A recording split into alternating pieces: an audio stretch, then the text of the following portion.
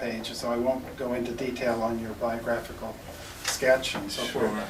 But I guess the best thing I could say is when I was speaking at University of Illinois and I got into a conversation with Jon and said a few words about what we were doing with the broadband project with Michigan and Merit and others. He immediately briefed me a bit on his collaboration with Johannes in the past, but also he's a central figure in what's been going on with the evaluation of the BTOP programs, and is also doing a number of projects himself in the sort of last mile and broadband space, and he worked with I guess the central consulting firm that did many of the evaluations of the BTOP program. Jon enrolled Jon and worked very closely with Jon on a number of these. So Mitch is reading these reports and we're trying to make sense of them, and we thought, my gosh, this should be something we could hear. And Jon just was very, very generous and said, look, I sometimes go north of East Lansing. I'd be happy to stop by for a day and we could just brainstorm and you could, ask me anything. And so we're going to try to, but I thought the best way to begin, rather than starting with us barraging you about the location of Urbana, and is to get you to give us your thoughts on your lessons learned in evaluating the impact of broadband's impact and the digital inclusion programs and so forth. So it's a great title, Hugs, Handshakes, and High Fives. If this were not the day before grades are due and we graduated so many students, we'd have a bigger audience for you. But this will be on the web. And so I think it'll be a nice resource for our project and hopefully for you as well. Thanks. Thanks, Bill, for having me. Bill came to campus and we have a Windsor lecture, and he came and just delivered this really great presentation of his work and so forth, and it was really good. And the funny part is that you have the one slide where you show your book with Ken Kramer and others. Oh yes. Yeah, like Computer Politics, and I actually have 2 copies of that book. The one was, I was a grad student at Carnegie Mellon High School, which was kind of the other place besides Irvine that did a lot around computer technology and public sector stuff, but they were doing the heavy quant stuff, the operations research stuff, and the folks at Irvine were really trying to understand technology and its impact on government and so forth. And I remember being a grad student, I took every single IT course that I could get my hands on because I was just really fascinated with IT in the public sector. I'd worked in Detroit. I grew up in Michigan. I went to University of Michigan, and after graduating, I worked in Detroit at the Southeast Michigan Council of Governments as a transportation planner. And I just, was doing a lot of stuff there. I learned GIS initially with the long-range forecasting tool we use for transportation planning, and from there, I just was very enthusiastic about understanding technology, but in the public sector because of the values and things like that. Also had a very strong, keen interest in even back then, the late 80s, around the digital divide issue and so forth. And I didn't want to go to an MBA program to think about how do you use this to make, cars, glass, and things like that, which were all important, but I really cared about the issues in the public sector. So it was a really great fit. But we had a required course, and one of the required readings was your book that you guys co-authored, and the professor, Will Gore, always talked about Ken Kramer and this book. So I had the copy from then, and then when I became a professor, I was at Indiana, and Rob Kling was on faculty at School of Library and Information Science right across the street from where I was. I was at the School of Public and Environmental Affairs. And so Rob and I became friends while I was there, and the ironic part was that his wife, Mitzi, he moved to Bloomington because his wife had got a job in the education department. And it turns out that we lived only a block from each other, didn't know it for a while.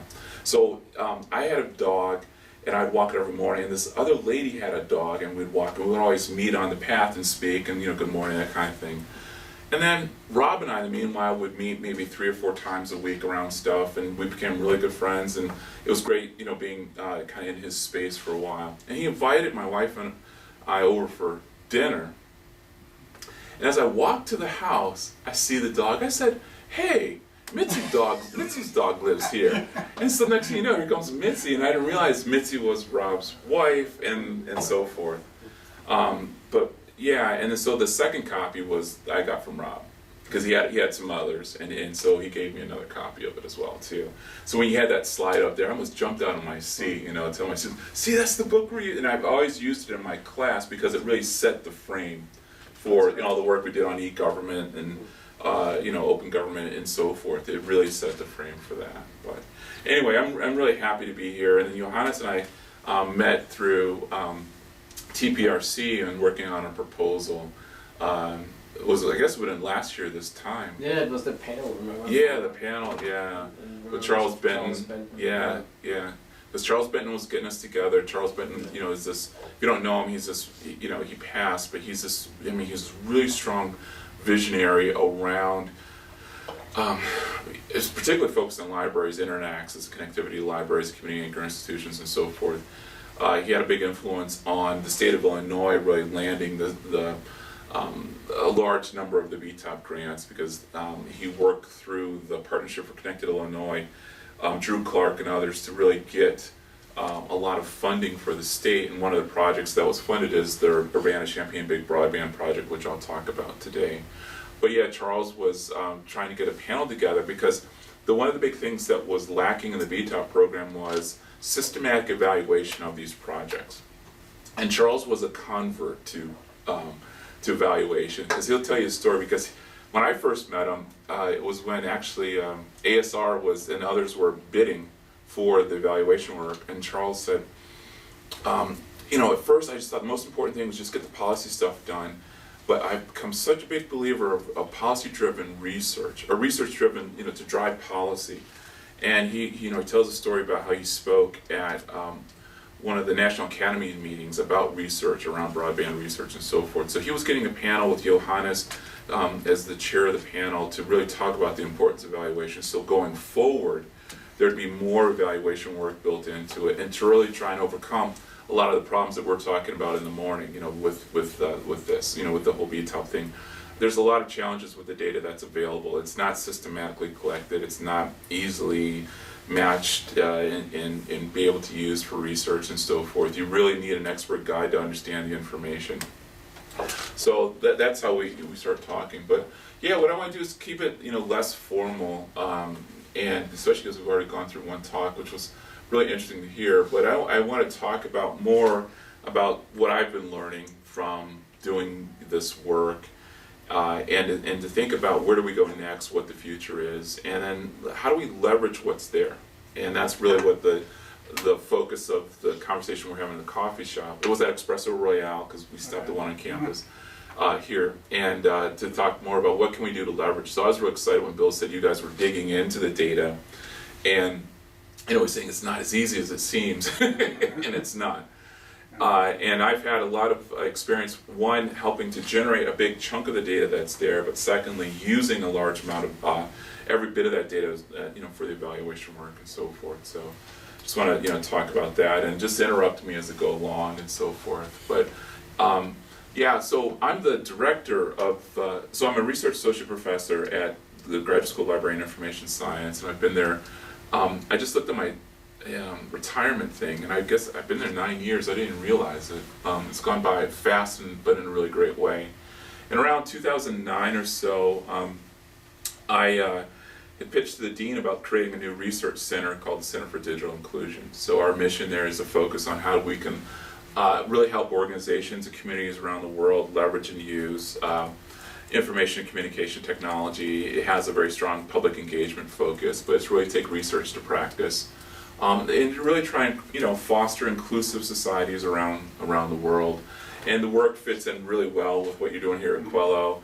The talk today, I wish we had a position open to say, hey, you want to, because BB's talk today was really on point for things that we look at. We've got a long history in this space.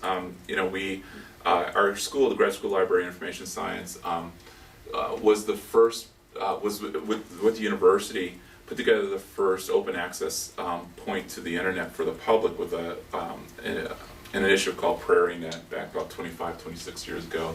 And we've just gone forward and just doing a large amount of work in the area.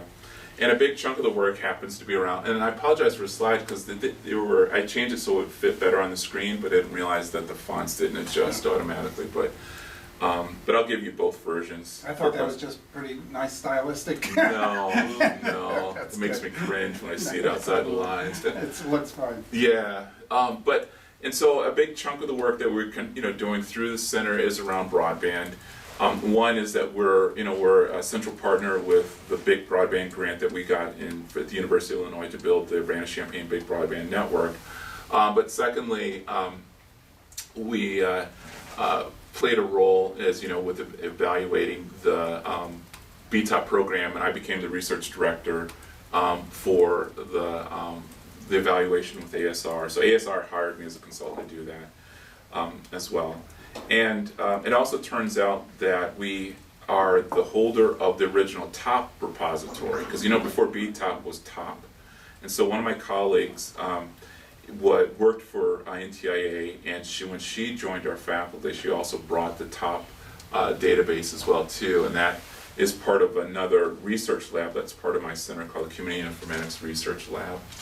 But yeah, and then I also worked with the Joint Center of Public and Economic and Policy Studies in Washington, D.C. to do one of the first studies looking at broadband adoption in minority communities around the United States as well, so with Nicole Turner-Lee. But, and you guys know BTOP really well, but it's been a very important part of the work we've been doing at the center, and the latest thing we're doing is advising NTIA on how to develop a research data repository of all of the data they've collected from the mapping projects to the BTOP projects, and so forth. So it'd be SBI plus all the BTOP data, plus integrating that with all the census data and so forth that they have as well. So we've been advising them on how to, on putting that together with another research. Is that going to include the FCC's updated? That's the vision. Data? Yeah, it would end up being a portal that would link you to all these different places. It's not possible that they can all be integrated into one specific place because of the legislation and so forth, but it would be a portal that would allow you to access and reach all those different places as well. So, and so a big part of the work I've been doing, in this last, since the center got started, is really trying to rethink the information needs around our communities and so forth. And that's kind of why I asked Bibi the question I did. And we've got work that's funded through IMLS and also the National Science Foundation and so forth. And in here, we're just really trying to think about how do we need to rethink these information needs, and how do we need to rethink our communities so we're more inclusive and so forth. So one of the really interesting grants that I have is with, and it's great being here at Michigan State because Illinois is also a land grant institution. And so one of the best grants I've ever received is actually with our extension service. We received this grant where our extension service, like all across the country, are trying to figure out what are we going to look like in this digital future.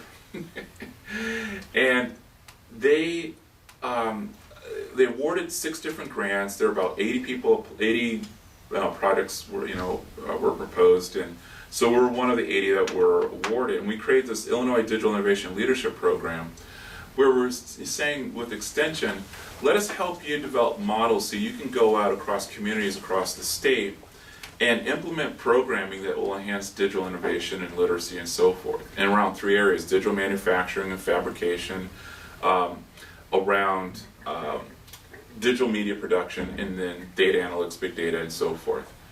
And so this has been an amazing grant. With all the we've got with all the grant resources, we're partnered with the Champaign-Urbana Community Fab Lab. So we've got 8 mini fab labs that we can throw into vehicles and go anywhere in the state and set it up anywhere, and really teach people the latest in digital production, with in manufacturing and so forth. And so that's been pretty cool, and we're partnering on the next wave with Caterpillar and the UI Labs, which is the National Manufacturing Center that's funded through the White House currently. And so we've trained probably pushing close to 19,000 people in the 2 years. to do these kinds of things. A lot of focus on STEM, a lot of focus on youth. I've got a great team that I'm working with to do this, and but it's a lot of fun. The money is totally flexible, so wherever the extension identifies a need, in a small rural community in the state that says, hey, we've got a library, could you set something up? We get our team, we've got all these young folks that are working with us that will go, and they'll go and set it up. They'll train other people there, volunteers. So then at the end of the grant, they'll get equipment and be able to do the training themselves and so forth. What's the scope of the training? Is it basic digital literacy or no? It's broad. No. So we've got a large portfolio of grants on basic digital literacy, and so what was happening is that we've got all this stuff going on around digital literacy that we've learned over the years, and we've said let's ratchet it up so it can be a scalable model for statewide or nationwide. And so it builds on basic literacy, but it applies it in areas around digital manufacturing, digital media, and data analytics as well. And we use very off-the-shelf types of tools. It starts with basic literacy, but it ramps up really quickly as well too. And we do it in a way that's very accessible and open for people to learn. And it's been a pretty successful model. So it's more than just the basic literacy types of things. Because a lot of the tools that you use, once you sort of get comfortable with the computer, you can accelerate pretty quickly with the way in which we do the training. The training is kind of infused with models around computational literacy and design thinking. Plus, we've got over 25 years of experience with 3 of the research scientists that are working on it. They've got really good approaches for teaching, teaching this in all types of settings and so forth, including myself. I've done this for about the same length of time as well. So anything related to coding? Yeah. We'll do coding as well too. We're partnering with. We mentioned one community at lunchtime today or at breakfast this morning. So we're collaborating with them. They've got a nice platform for doing coding for STEM-related projects for youth, and they've got a nice platform for doing that. And so we're using that as part of our next generation of this grant as well. Actually, can you elaborate what you mean by digital manufacturing? Today you're talking about making cars, or you're talking about, cars speaking to each other. Mm-hmm. So then digital manufacturing is teaching people how to make the various components of the car. Okay. Yeah. So it's pretty cool because you're using 3D printers, laser cutters, and that type of thing. We've got, they learn CAD and, as well, and so they learn how to, do these kinds of things. But the cool part is, so here's the example of how we're doing it so it's user-friendly. Again, extension's a blast to work with because of the doors they open. But they're always at the state fair, with the cows and the pigs and all kinds of stuff. They said bring the Fab Lab stuff to the state fair, so we set up in a large warehouse that contained an antique tractor show. So one half was the antique tractor show, the other half was our digital Fab Lab and so forth. So here comes this guy who, he's got this old antique tractor and he's got this part. He said, I've been trying to mill this part, but I can't get it right. He said, so you're telling me you guys could print this part and I could have a spare? I said, yeah, it'll be plastic, but yeah. So we took it, and then you take the 3D image of it, and basically you just send it to the 3D printer. And he went away and did some more stuff. He came back, and 45 minutes later, and there's his gear right there in plastic. So you actually just took a picture, Yeah, you got this. You got kind of a 3D imaging system. It grabs it just like you do with your phone. You run it through the software, and then it turns into a 3D model, and you print it, and it renders a 3D thing. I assume he was impressed? Extremely, along with everybody else. But it showed the power. Yeah, we got pictures of it, but it shows the power of it, right? Yeah. So it's a form of. So here you're programming and producing without hacking the code, right? And it's a form of producing. So that's the type of literacy. So for him, it's being comfortable using things he uses every day. He knows how to use a computer. He knows how to take an image, and the computer was doing all the rest. And so forth. So that's the way that we're doing and delivering it through this. So what is in your mobile Fab Lab? I mean, how big is it? Like a big container? We could have, it's we get the SUVs from campus and just load up the back, and we'll have a couple of 3D printers in there. We've got We bought a $25,000 laser cutter that we take with us, and there's all this other, all this other sort of flexible manufacturing types of technology that's mobile that we have in there, and we set it up, wherever, laptops as well. And then the key, really, it's more than technology. It's also having these folks, these especially the young folks that are so well trained that really help teach people how to do this as well too. So we've got the cameras are part of the kit that are in there. Some other type of cutting equipment is in there. So. And so it's part of the program to train the young people who do the training? Yes, it's young and old. All people. Let me just put it. Yeah, who's ever interested. And we've got models for training youth. We've got models for training seniors. We're working on a model to train veterans as well, so they can train other veterans. We've got models for training librarians and school teachers, and we got the programming piece of it as well too, and we do the programming as well. And then we have the big data analytics, which no one does, and we've been doing that, and that's been a lot of fun. So that's what we're working on. So then here's how it mashes up with all the stuff we're doing with broadband. So we're part of US Ignite. So do you guys know US Ignite? No. So, all right, US Ignite is an initiative from the White House Office of Science and Technology Policy, and they're collaborating with the National Science Foundation, looking at creating funding on answering the question about what do we do with these new gig networks. We're starting to build. We've got some advanced networks popping up around the country, including ours in Champaign. What's the future? How do we start building applications for public need with a gig? And they've got 6 areas that they're focusing on: advanced manufacturing, the environment, health, public safety, workforce development, and there's one other. And so we're part of that. And so now they've got this large grant from the National Science Foundation called the Smart Gigabit Community Grant. So we're part of that. And so what we're doing, we're building a nationwide test bed of these gigabit cities where developers can team up with local folks and come up with new applications to run on these advanced high-speed networks. And so we're one of the test beds. There's 15 right now. And right now NSF has some grant funding that's targeted towards smart gigabit communities as well. And so the one that we're working on, that my team is working on, is taking this DILP project and creating virtual DILP so that we can work with setting up other, connect to other fab labs and other making spaces in all these different communities for them all to work and collaborate together. So we would use advanced networking for creating this knowledge cloud to help people collaborate together. Another one for sharing all, there's some advanced software tools, so having this advanced software library.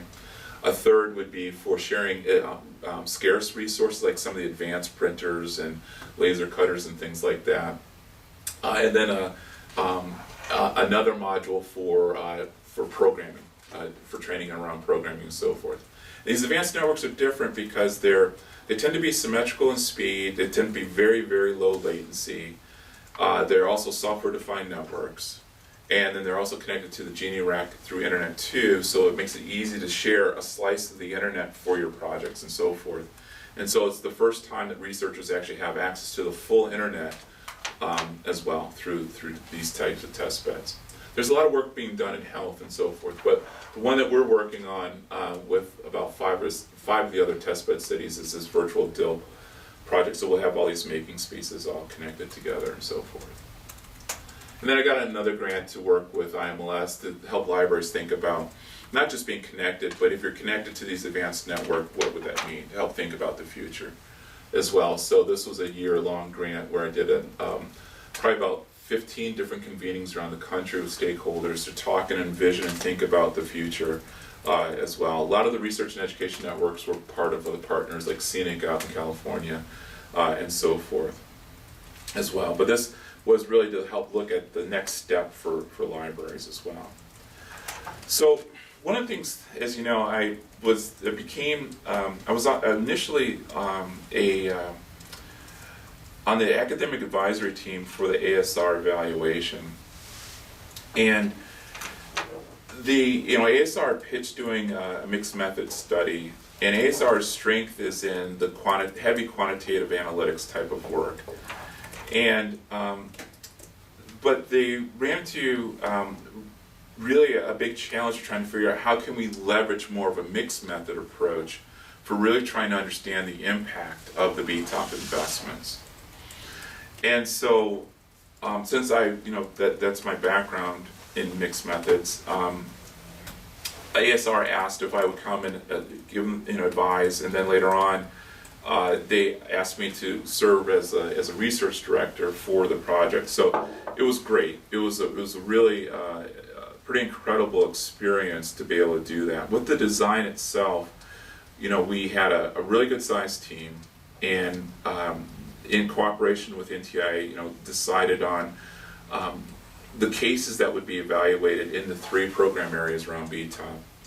And so we had to put together the research questions and the framework for doing this. The ASR already did the first wave, but they needed to make some adjustments to the second wave, and that's when I came in. And so we had modified the research design to be able to do that, and I'll explain more about that. But one of the things that was interesting about that work is that the focus was trying to understand the social and economic impact.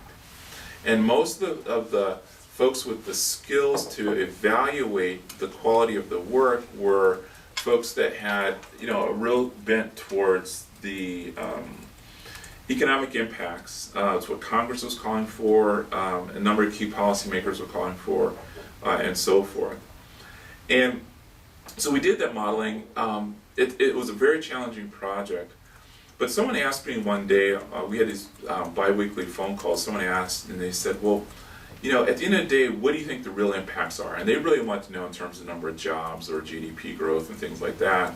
And I just blurted out, I said, yeah, those things are important, but what really I'm finding from all the interviews we're doing and going out, across the country and doing all these case studies is that what matters most is handshakes and hugs and high fives from the people that are going through these programs, and they're at a moment in their life where they really need to have the computer skills. And we got real evidence from our interviews of folks saying, how important it is, but it's very intangible. It's very hard to measure. How do you measure, what it means for my family when I look, at my family and so forth, and I, say, wow, I can go move into a different type of job. Yeah, you can look at the pay difference and the skill difference and so forth, but that feeling of pride of somebody in the family saying, I'm moving into a whole new career path and this is opening up a new life for us, that's hard to measure. But the interesting part is that, when we would go and evaluate and ask frontline people who are doing the training, how do you measure success? And we were looking for, putting on our public policy or economist hats, we're looking at the number of people being trained and things like that. And we were down in coal country in West Virginia, and this lady who had been, training all her life, she retired, they hired her back, and she said, for what matters to me is that I help people on skills for learning how to write a resume, how to apply for a job, how to do the interview, how to go out, get the job, negotiate your salary, and move into that job. And she says that what matters to me is that when they come back and they got the job letter in their hand and saying, hey, this is how much I'm getting paid from all the help you've done. And she said, and sure enough, they're going to give me a hug. So she had a little whiteboard where she put a little tick mark for the number of hugs she had in a week. So Stephen Rohde and I were on the trip. Stephen was with ASR, and he was one of the PIs for the grant, and and Stephen and I just kind of looked at her, and Stephen's this really strong economist. And Stephen looks at me, and I look at him, and I said, well, let's just measure, let's change his dependent variable, the number of hugs you get in a week. Right, so we started joking around, we told NTIA that, and they started laughing. And then the program officer started telling stories about these types of things. And so we tried, and at the end of the day, there's a real deep story behind the numbers that really matters a lot. As I mentioned, this Mrs. Johnson in West Virginia was one. Another one was this single mother named Danielle in Vegas. So the first time, I've only been to Vegas once, and it was to do a BTOP trip there. And Vegas has a very significant homeless population, the second largest in the country. It has these really deep pockets of poverty that are outside of that golden strip. And it's tough life for those folks. And the BTOP grant was a public computing center grant with the Urban League. And they just opened these computer centers in public housing and libraries and schools, community centers, senior centers, and so forth. And when they opened the door, it was like standing room only to get people to come in. There's this woman named Danielle who was in one of the really tough public housing units there. She had 3 kids, health problems. And you think about this. That's why I asked Bibi this question about information needs, because when you have a health issue or you're unemployed, your information needs are sky high. But yet we look at data that talks about this divide, saying the folks that need the greatest amount of information have the least skills or tools to be able to do it. So here was a classic example. So her kids are chronically sick. She frustrated doctors. They opened the lab. She asked somebody, can I look up medical information? They showed her how to do it. And then every day she's on there, she would write down everything the doctor would say. She'd go type it into the internet and teach herself. And then she would print stuff out, and they had unlimited printing quota. And she would print stuff out and go to the doctor and say, explain this to me. You said my daughter has this, explain this to me, explain that to me, and so forth. And that's how she became very empowered to doing it. She learned that there was a network of these centers around the city. Her kids needed to do homework, so she would often go to the public library, which was about a half mile from where she lived, to do homework. But she didn't like it because a lot of the people would come in there and would be looking at stuff she didn't want her family to see. But she talked about being dirty in there too. So she went back to the program officer at the Urban League and said, can you get us some wipes so we can keep all the computers clean and so forth. And so that became a big expenditure. And actually, if you look in the BTOP budget line, one of the big budget, it's a real small number, but it all of a sudden spiked after this Vegas case. It's those kinds of intangibles that really made a difference, in there for people's lives and so forth. Another one was the helping the homeless in Austin, how they use these really cool learning techniques. Because you think about the homeless, they drop in, they drop out, but yet the trainers want to walk people from point A to point Z in training. So you have to always keep tabs of where folks are in a seemingly anonymous type of way, and they had some really innovative ways of doing it there. So I got this whole other talk that I do around hugs and handshakes and high fives, but truly, when you think about the impact, this is what really matters at the end of the day. Is how can we really get enhanced digital inclusion to really make an impact. Now I look at inclusion with 3 legs, with access, building the fiber infrastructure itself, and the computer access, 2, the literacy piece of it, and 3, developing applications. So you can, so that's how I look at it, and that's how my center is organized, that's how my work is organized as well. And there's a number of factors that really limit impact, of really trying to help people to feel comfortable. And there's a lot of constraints, and there's always a question of, are we really doing enough?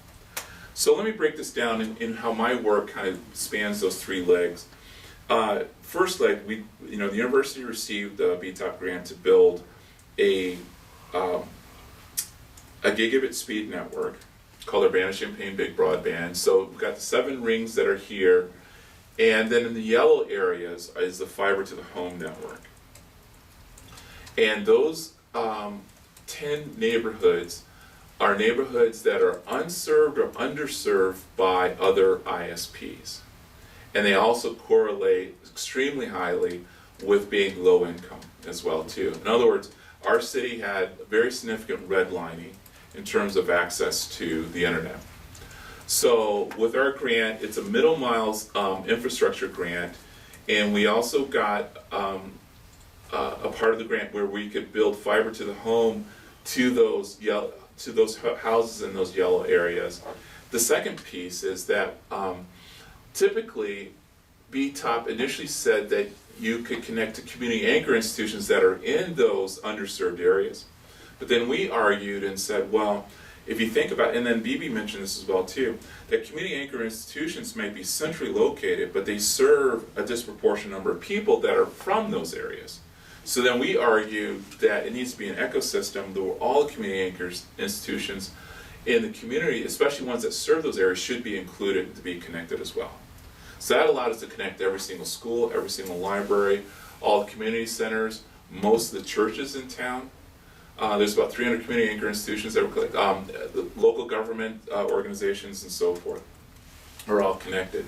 So this is about $22.5 million from NTIA, and then about another $9 match from the state and local governments as well to build this out. So we did that with the grant. And I'll talk more about it. So that was phase one. After the grant, we now have a partnership with a private partner called ITV3, and I'll talk about that, where we're continuing to build it out. And so I played the role during the grant to be one of the directors of the grant. I was responsible for getting all the subscribers and all the marketing and the business development piece of it.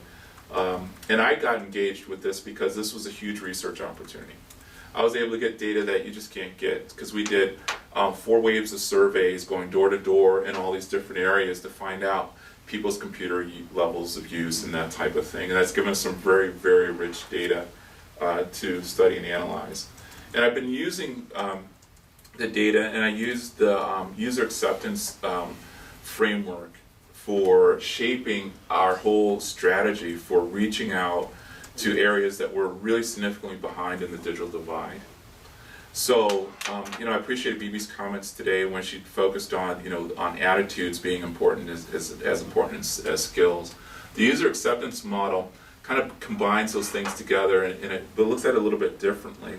The user acceptance model says, look, people, when they use technology, have certain performance expectations, and if the technology meets their needs, then they're likely to use it. There's also this whole question about ease of use. If it's easy to use, they'll use it. And then social influences are another key factor. And then availability of resources, having a computer, having a lab, having people that can train and so forth. And then, your demographic, your social economic stuff is going to be there as well, too. But your research, maybe you're going to talk about this. Yeah. Allow you to actually study estimate the this? actual use? Yeah. Because one of the weaknesses of this model is that they always talk about the intention, right? And we know that the link between intention and actual use. So it's funny. I don't have. Yeah. So my answer is absolutely 100% yes. Mm-hmm. Okay. Right. So this model talks about the intent to use and then the actual use, and then the action's actually here in this gap. So the stuff I'm working for my peer review papers, I've got 2 papers on this, is estimating this model with our data. And so we're estimating the intent to use and then using that in our model to estimate the acceptance and use as well too. So we're one of the first studies that actually can take you the whole bridge, the whole way through. So I can jump ahead. So what's really interesting is this gap here. And so here's what we found, is that, so I had the fortunate position of looking at talking to homes in 2009 when we were writing the grant, 2011 after we got the grant and we were starting to sign people up to use it, and then again in 2013 after homes were connected. In there, and so my background is really technical, and so I understand how to build these networks and so forth. And I always had a challenge with thinking about the prior research studies because they didn't do a good job of modeling this gap. They model it by saying, look, if you're aware of it and the cost fits within your budget, you're going to go ahead and adopt it. But there's so many other things that come into play between your intent to adopt and actually using it when it comes to building a network. Because you think about it, when you're building a network, it's not like I'm just calling Comcast today and say, hey, hook me up. Because the copper's already run by it may already be in my house, all you gotta do is flip a switch. You're talking about actually building a brand new fiber network underneath the ground. So you're building a house. But this, in our case, it took 3 years to build, right? And these projects take a lot of time because you actually are deploying the ring networks, and then you're going down each curb and actually blowing fiber, and then you're making a connection from the curb to the house. So we were in the case where we would identify people, they would say in August, yeah, they want the service, but we would tell them, well, we're not going to be able to get to you until next May. A lot of things happen. Comcast followed our teams around, and we're offering better deals. More people were getting more mobile devices and getting more comfortable using that and so forth. So that added another layer of nuance. And then the third layer of nuance was, let's say Bill says, yeah, I want it, and say, okay, be patient with us, we'll be there. We had an average wait of about 7 months. And then here comes the day, hey Bill, we're ready to come install. You say, okay, I'll be there on Friday, okay? And so we say, okay, we got a reservation appointment for you. We're going to do the installation on Friday. We'll see you Friday. And you know what happens sometimes with the cable company. Friday comes, you've taken off a half day of work, you're sitting there at 8 o'clock, wondering, are they going to be here? 9 o'clock, are they going to be here? 10 o'clock, 11 o'clock, 12 o'clock. All of a sudden, we ran into the realities of thinking about customer service, even at the installation, to the point where people were getting angry and calling us up saying, forget it, we don't want to be a part of this. So there's some customer service things that we were able to capture in addition to going door to door, understanding about their prior use of computers, attitudes about using computers. But we had detailed customer service data to say, did they show up on the appointment on time? Did our team have all the equipment on time? Could they actually install and have it up and running during the visit? How long, if there was a repair, how long they needed to wait to come back, and so forth. So we have all those metrics that we're using in our two-step model to estimate this, and that hasn't really been looked at as well, but everybody knows it's a very real question. How far are you along in terms of analyzing that extra data that most studies don't have? Yeah, so if we have 5 minutes here, I can actually bring up the econometric results on if I have it on here on this computer as well. But what we're finding in terms of these models is things like this customer service variables matter a lot during the installation process. Social influences matter a tremendous amount as well. And then, those are two. The service was pretty affordable, I should say, because it's $20. It used to be $20 for 20 megabits per second, 30 for 30, 40 for 40.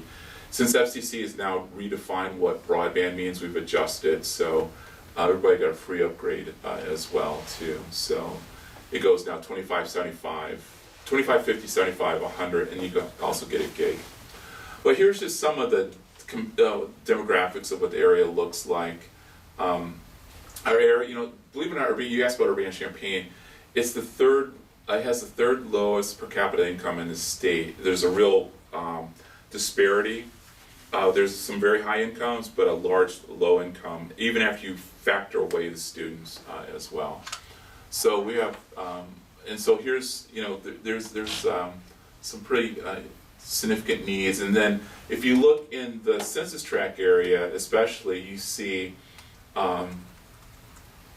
the lack of computer use in those areas. Is the purple one. So in the Champaign itself, about 93% of people have access to the internet. In the census tract areas that are part of the grant-funded piece, only about 48.5% had access as well. So it's a real problem within our city. So this is a public-private partnership as well. And the other key piece was this community benefit fund. I was saying earlier today that this is an infrastructure grant. The regs were really tight, so we could only use the money to put fiber in the ground and connect to the home. We could not use it for giving somebody a free computer or doing training and things like that. So when we asked in our survey, in our modeling, we modeled whether or not they had access to a computer in their home, but we couldn't really make any intervention on that as well. John, just a quick short question. Could you remind me what underserved, how that was defined? Unserved and underserved were defined by NTIA in the Notice of Funding Opportunity. I'm being real specific because this was probably one of the most controversial policies because it's defined by whether or not, the extent to which an incumbent provides internet access at certain level speeds to residences in those areas. And underserved was just service. So unserved, yeah, Scale. unserved meant no service, underserved meant less than 2% of the people that lived there, 2 or 2.5% that lived there had access. And so it had to go out for public comment. And like in our case, the incumbents couldn't object because they didn't have service there, and they just said, you know, they couldn't object. But it was very, very controversial issue. And we can talk more about it because that gets conflated when you look at the broadband maps. Because if you serve at least one home in a census block in those maps, then that whole block, yeah, and so it becomes conflated. But anyway, and then this is just some of the data that we had that we're dealing with. So there were roughly 4,600 residences that were there, and the different speeds that folks were taking. What was kind of interesting that we expected most everybody would take the 20 megabits per second service, and folks actually, you know, subscribed for faster speeds than what we expected as well too, and we thought that was pretty interesting. And so now we're in an expansion phase with our partner. So we're post BTOP grant. We've got a private partner named ITV3. Do you have family video here? You guys ever hear family video? I haven't. Yeah, it keeps complete with. They're probably one of the last brick and mortar places that you can go rent a video. Oh, So yeah, there is. yeah. So they're the parent company, and we just found out. We just were notified. So family Video is the parent of ITV3, and so we partnered with them, and things were going along well, and then we just found out about 2 months ago that they're being acquired by another company. And so we're going through vetting that company and setting up a new agreement. So family video is being acquired, or are they just the ITV? ITV3. Yeah. So, and I'm the chair of the board, and so and we are managing all this at the moment. And it's been quite a bit of work. But yeah, they use kind of standard, you know, fiber hood model for doing this. The green areas were the grant funded areas as well.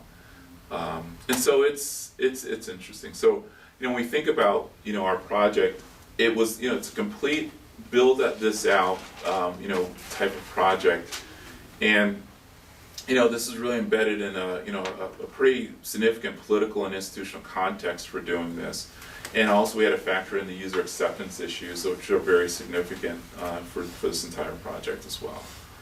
So, and our demand aggregation models, we're really trying to leverage these models to, you know, to Johannes' question, to really do a better job of trying to estimate the user acceptance, you know, using econometrics for doing this. And we built a pretty robust information system so that we could capture as much information as possible to help us, you know, plan our strategy for reaching out and getting folks to subscribe. Has subscriber levels sort of flattened out, or is it growing? So this is a real big issue. The in the grant-funded areas, there's a lot of churn of subscribers for lots of reasons. First, there's high level of renter-occupied housing. Life goes, you know, is pretty challenging for folks, and so that's been a problem. And so we've lost subscribers in the grant-funded area. We've gained some because now we offer triple play in those areas versus internet only. We've picked up subscribers in the current phase in the other parts of town. They're working in 3 different sectors in town, and we've picked up. So there's a net loss of probably about 5% total. But maybe later I can talk more about all what's going on with that, but you know, in more detail. And so there's a lot of imperatives which thinking about evaluating, you know, from, you know, these types of projects as well. And part of one thing that I find challenging to think about is I get a lot of questions we think about the impact, and I think it's always important to understand where the next step is for this technology. And so, and part of this evaluation work is that we get a lot of folks that are saying that they're making decisions about use based on what they perceive the future to be.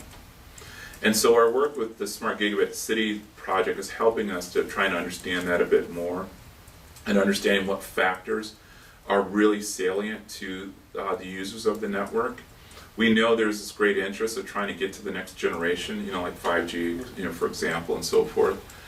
And so, we talk to some of the big users like the utility companies, and they're thinking about the next generation in terms of how they want to invest, how they want to deploy, and how they really want to reach their customers and things like that. When we talk with the local governments, they're really focusing on the next generation of their city itself, and how can we make smart cities by leveraging these types of technologies.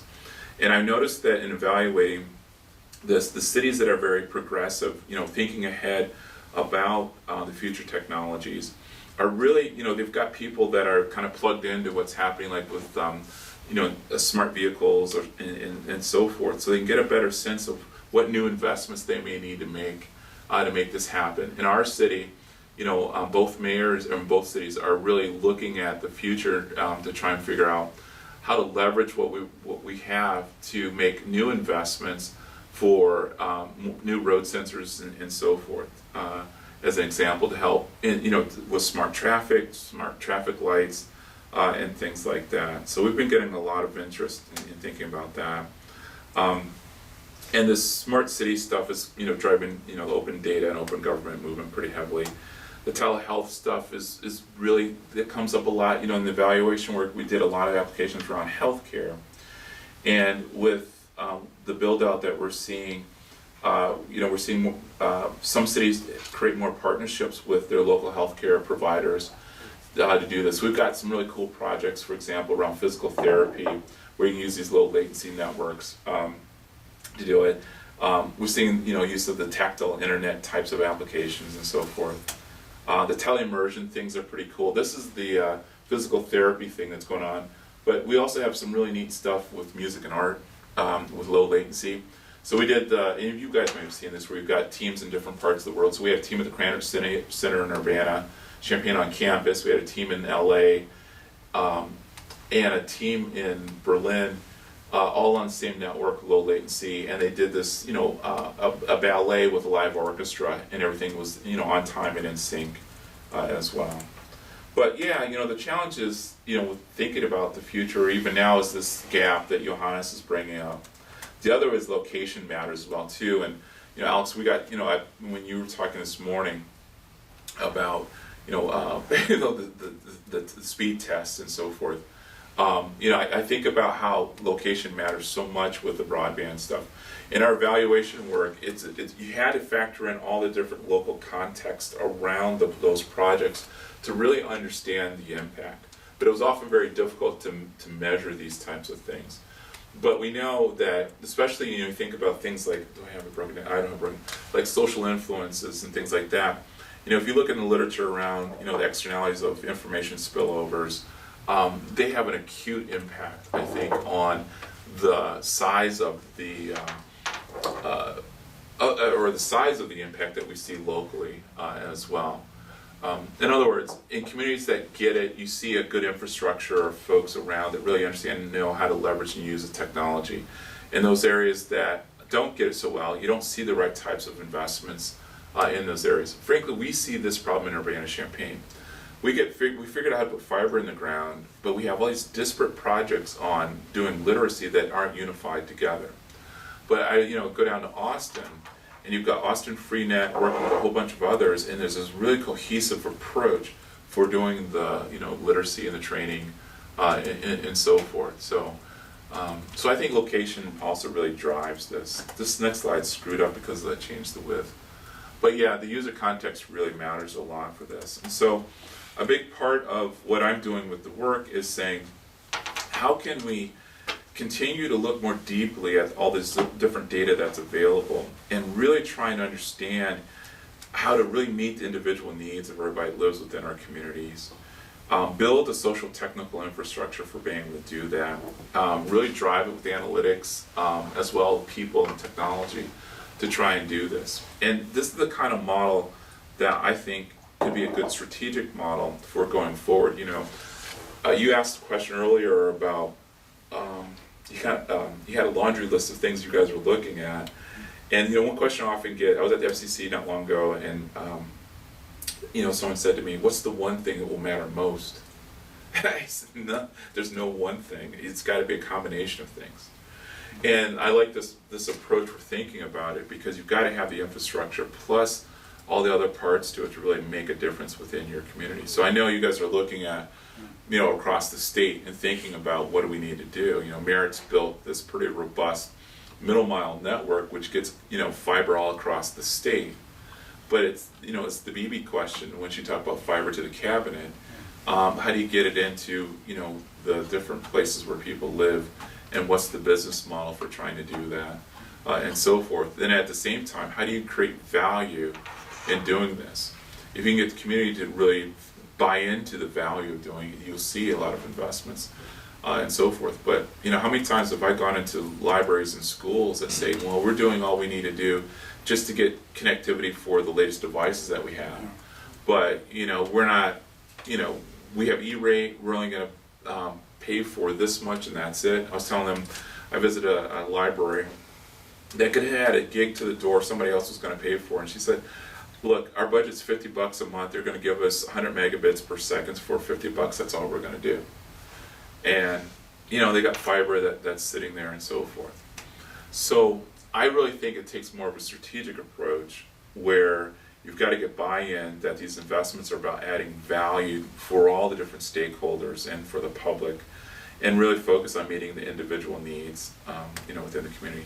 So a lot of the work that we're doing now that I can talk a little more informally about is about how do we really develop good models and approaches to help communities, you know, understand how do you go in and understand what the needs are among the stakeholders, how do we estimate what this value is, and how do we put together a game plan, you know, to move forward.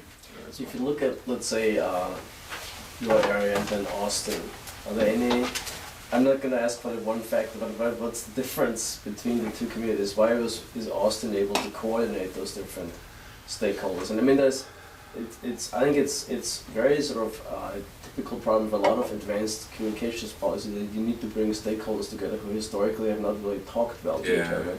So education, for example, investors.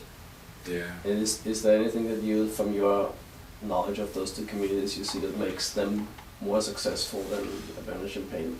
Yeah, so it's interesting because PrairieNet, when Urbana was first, then next was Austin FreeNet, and there was a clique of about 3 or 4 that really worked closely together. So the kind of Austin and Urbana-Champaign grew up together in this notion of creating open and free access to the internet. But Austin has matured in ways that, you know, Urbana-Champaign hasn't. One, you know, Urbana-Champaign is driven by the university, and you know, there's a double-edged sword to the university. It's highly innovative, as you know, great research and all that sort of thing. But what we don't do well is take a good idea and sustain it. You know, we move on. How do we incubate these ideas? And some of the investments for incubation have been around commercializing things. But this is more of a social entrepreneurship type of thing, and we don't have a lot of mechanisms for commercializing, quote-unquote, social entrepreneurial types of activities necessarily, spinning it off to a nonprofit and so forth. We struggle with that. UC2B went from a grant, the cities didn't want to take it, so we spun it off into a not-for-profit so it can stand on its own, because the cities didn't want to necessarily take it. Austin was different because the groups that, you know, started Austin FreeNet, for example, they quickly emerged into this really strong, vibrant, not-for-profit, and they've got, you know, they've been around for 20-some years as a not-for-profit, and that's made a big difference. So they've institutionalized their effort, and so they're, you know, well integrated with the local government and with the business sector and the social sector. They're the go-to place, and they're recognized as that. In Urbana-Champaign, people ask, well, who should we ask? Who do we go to if we want to distribute free computers? Who do we go to if we want to set up a digital literacy program and so forth? So I think that makes a difference as well. Austin Freenet, is connected well throughout their state and as well with other related initiatives, because they're part of this Technology for All consortium, and they partnered with them around BTOP. A third factor was it really comes out in evaluation work, is using research-driven approaches for their curriculum and their teaching. And so their teaching, I think, is really kind of off the charts in how they do it. They've got, like I said, this really innovative program with the homeless, but it all comes back on the latest research and how do you reach that type of population. And the folks are well trained in how to do it. And I think that makes a big difference as well. Funding resources is tight for everybody, and it's tight for them too. But I think they've got more local resources for doing it. So those are things I saw. When you look at other cities that had similar types of program, like Vegas, for example, during the grant period, they looked like Austin, but right after the grant period, the city didn't want to invest into all these labs. So you had, I think $30 million of computers that were invested in these labs that as soon as the grant was over, they shut the doors and they're just sitting there. Yeah. So there was no organization that had the capacity to handle it. The Urban League, they've got a very important mission, in their civil rights mission and so forth, but they're not technologists that get this. So it was always a tough sell for the powers to be at the Las Vegas Urban League to make the investments into it. Whereas Austin Freenet, they were technologists that got it. So that was a big difference. So it sounds like part of what you're saying is that there's like an organizational space there that Austin has done well, whereas in other places there's a city, and maybe there's an urban league, a nonprofit with a different agenda and different expertise. Yeah. And it just falls, it sort of just dies because there is no entity to pick it up with sufficient skill set and networking and resources. Yeah. So I talked a lot about this this mismatch. When you think about the traditional on the ground neighborhood-focused organizations that might be doing the job training or helping people out in various sorts of ways, that's, if you look at the resume of the organization, that's what they do. The technology piece is a new add-on to what they do. So their expertise, you look at the folks in the background, is in workforce development, in community and economic development, and so forth. It's not in digital literacy.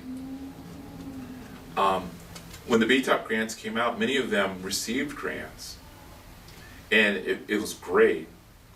And for those that had greater capacity for using technology, understanding technology, they're able to sustain themselves. But those that were traditional workforce development, economic development, community development types of organizations struggled with trying to figure out, okay, how do I write the next business plan or the next funding model or the next proposal to keep this going when they don't have a track record for doing it.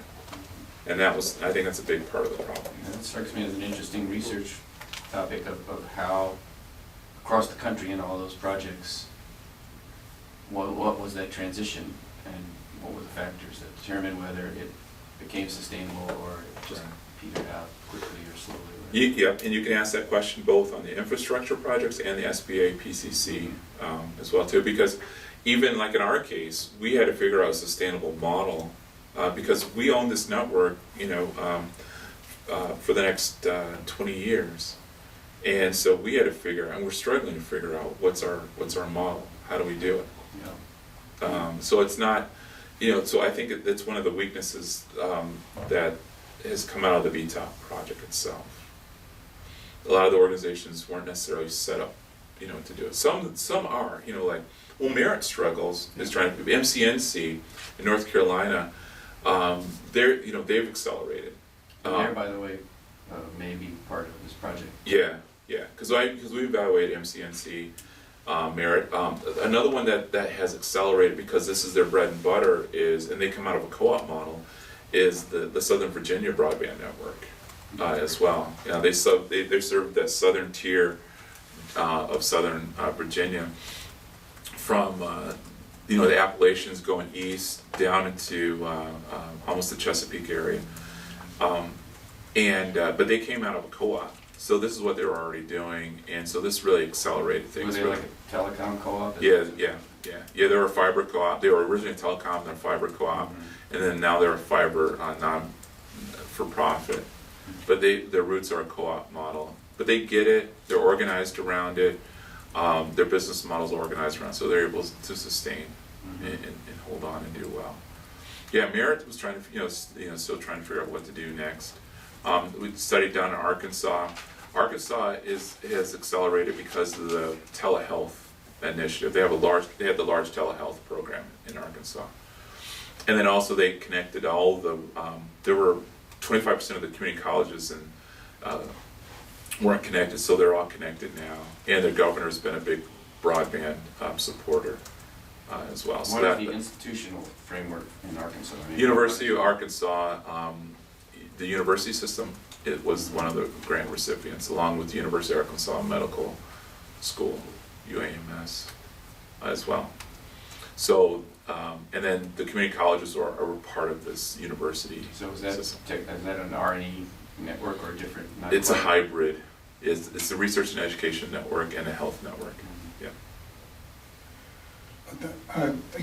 This model at the end, I mean, I think one of the biggest takeaways I got from your talk is that I think most people talk about the social architecture or social influence, social context, and also the technical, well, should we do wireless or fiber? But this customer service aspect, it very seldom gets discussed, but it's like somehow that magically happens. But that must be the central cost of sustaining something like this. And because the telephone companies, the cable companies, that's a huge aspect of those companies is the infrastructure for customer, to install, to service, to respond to problems. That must be almost left out. It's probably not even funded very well at all in any of these grants, right? Correct. And so in the evaluation work, we asked this of all of them, both sides. Yeah. What kinds of tools, practices, methods, strategies are you using to reach your customer? At the end of the day, this model comes from some work by two strategists, Prahala and Krishnan, who from the University of Michigan Business School, who said, look, we looked at all high-performing organizations around the world, and this is what they do. They focus everything on the individual. They build a social technical infrastructure, that works together in a cohesive fashion. They've got data analytics that drive it, and they use kind of a global network of resources to get the job done. So if we use this model for looking at both the PCC and SBA projects and the infrastructure projects, and we asked the question. And very few of them really, thought about a customer per se. The infrastructure, your customers become as community anchor institutions and so forth. And they would say, yeah, we're hooking up the schools and libraries, but they didn't really get down into details about what are the specific needs of these different schools in the different locales. MCNC stands out in struggling with that. They did a really good job of reaching school districts to their administrative office. And so far as BTOP, that's as far as they needed to go. Then the administrative office needed to connect to the schools. But then that's where the problems were. Because the inside wiring, the schools weren't up to speed, and et cetera, et cetera. And then the libraries, the challenge wasn't getting to the libraries, it was getting past the politics of getting to the library.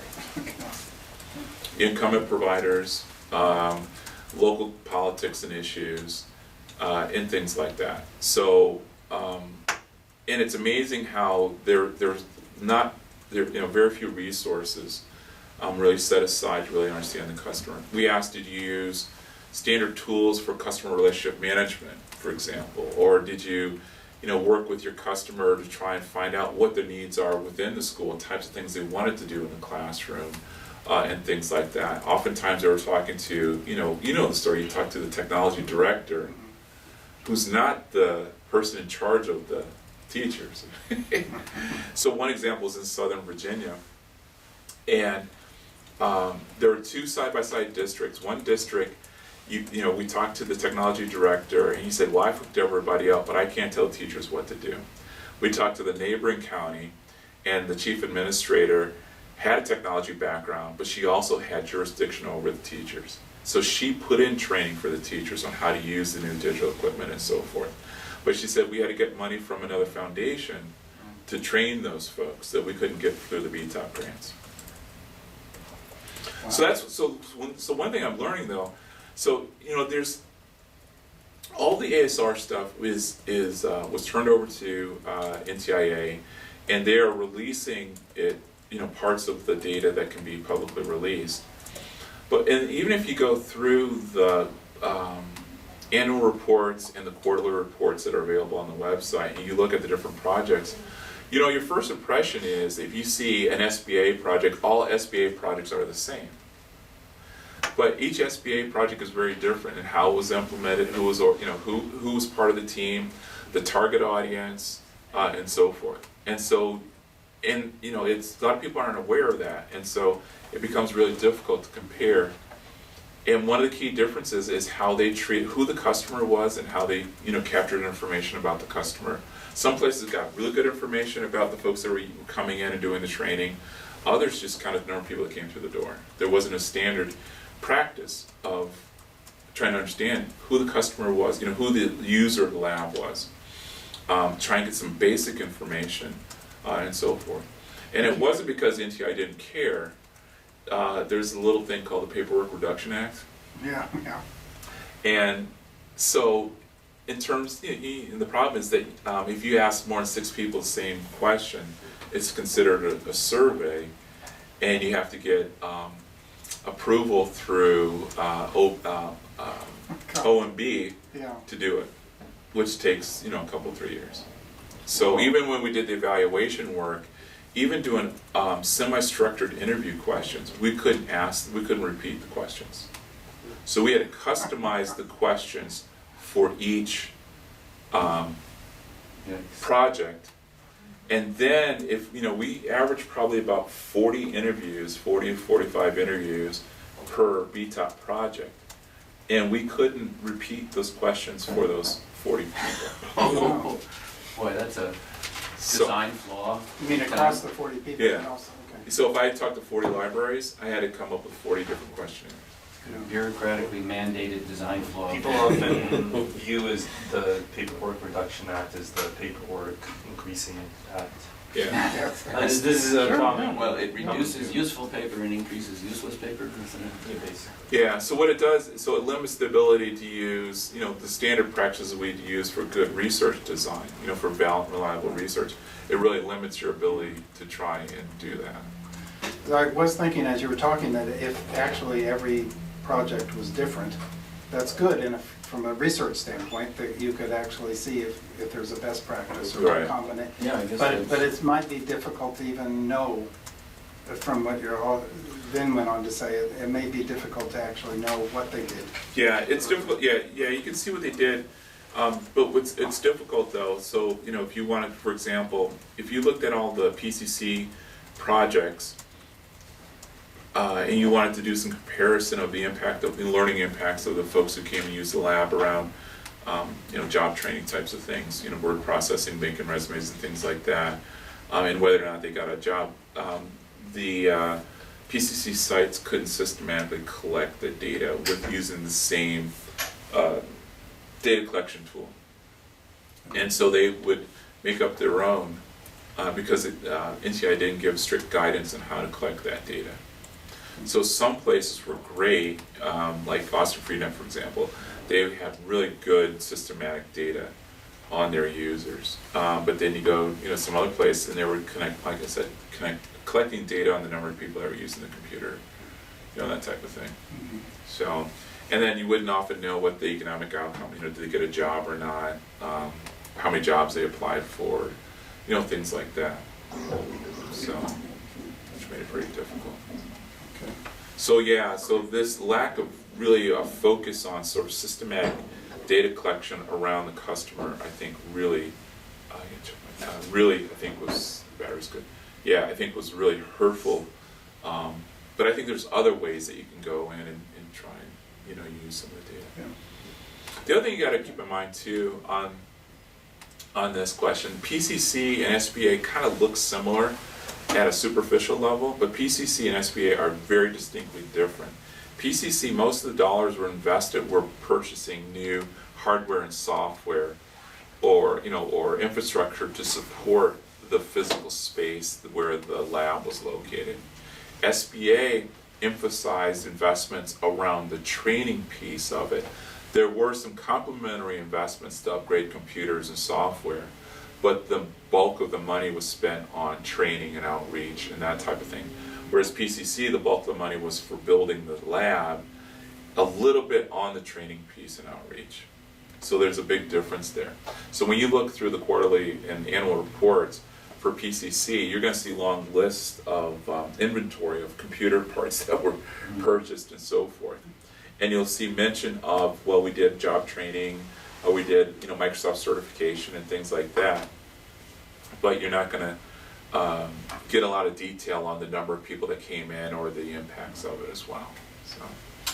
I think we better break because we're going to have all afternoon to Yeah. talk. Yeah. Maybe relax for a minute and but thank you very much. Yeah, was sure. great. This is absolutely great. This is a really good introduction to hopefully the afternoon will continue this Yeah, discussion. sure.